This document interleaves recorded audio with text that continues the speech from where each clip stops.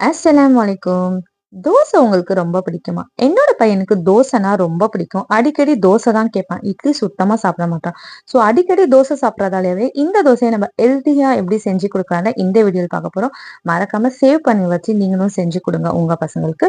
இன்னைக்கு நான் கம்பு தான் எடுத்திருக்கேன். 1 கிளாஸ் கம்புக்கு 2 கிளாஸ் இட்லி அரிசி, 3/4 கிளாஸ் வந்து உளுந்து, 1 ஸ்பூன் வெந்தயம். இது எல்லாமே போட்டு 3 தடவ நல்லா வாஷ் பண்ணிட்டு 4 ஆர் 5 ஹார்ஸ் வந்து நான் ஊற வச்சுட்டேன். இப்ப ஊற வச்ச அரிசிய வந்து அரைக்க போறோம். 4 மணி நேரம் கழிச்சு நான் அரைக்க போறேன்.